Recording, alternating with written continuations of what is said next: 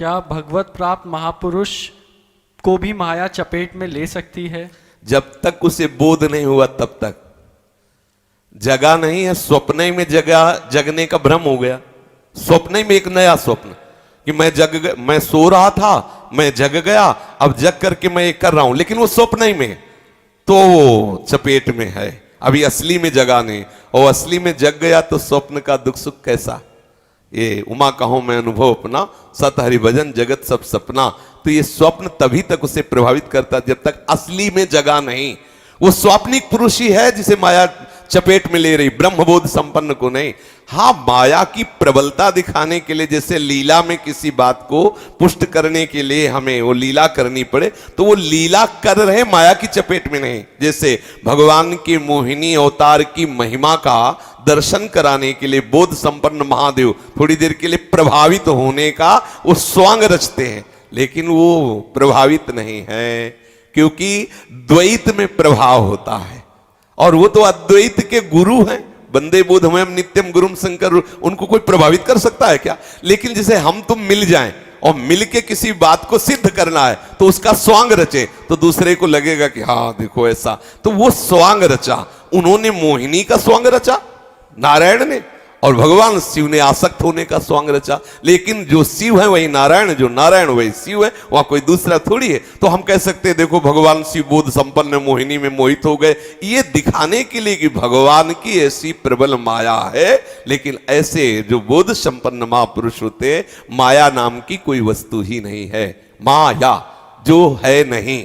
समझ रहे ला? तो ये बोले मरुभूमि में वो डूब गया, मरुभूमि में वो डूब गया, अब वो इतना जल में डूबा हुआ कि श्वास ही नहीं ले पा रहा, तो आपको क्या लगेगा? हंसी आएगी ना। इसलिए हंसी आएगी कि वहां तो बूंद जल रही है। ऐसे ही ब्रह्मबोध संपन्न महापुरुष के सामने ये नानात तो है ही नहीं। ब्रह्म सत्यम जगन मिथ्या से प्रारंभ हुआ उपासना का स्वरूप, और जब पहुंचा तो सर्वम खलमिदम ब्रह्म ने नानास्ति किंचन, और वो ब्रह्माहम ब्रह्मास्मि। अब उसको कैसे माया लगेगी? ना तो बोध संपन्न को लगेगी और ना प्रेमी को, क्योंकि प्रेमी जित देखूं तित श्याममयी। अब कैसे माया लगेगी? बीच वालों को लगती है, जो जगे हुए नहीं है पर जगने का उनको भ्रम हो गया है? जैसे पीतल को लेकर के हम गर्व करें कि सोना मिल गया, तो जौहरी के पास जाएगा तो दाम नहीं मिलेगा। तो ये बात है, अगर सच्चा बोध हो गया या प्रेम हो गया तो फिर माया शब्द है ही नहीं जी। महाराज जी, भगवान का एक नाम सुषुम्ना मार्ग संचारी है, इसका भावार्थ? हाँ, जिस योगी की जो नाड़ी समवस्था को प्राप्त हो जाती है तो उसका सुषुम्ना मार्ग खुल जाता है। सुषुम्ना मार्ग खुल जाने का तात्पर्य है वो सदैव सम में स्थित होते हुए ब्रह्म साक्षात्कार की योग्यता प्राप्त कर लेता है।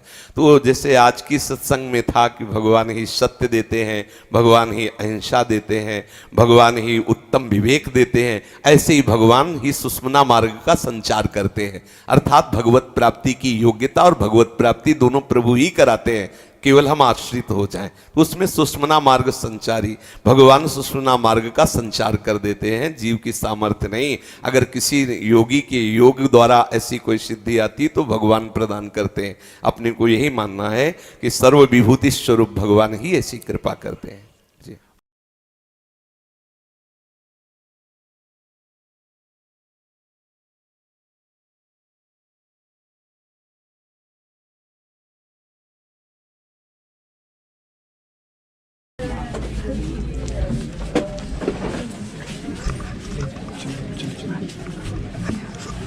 चलो बाबू।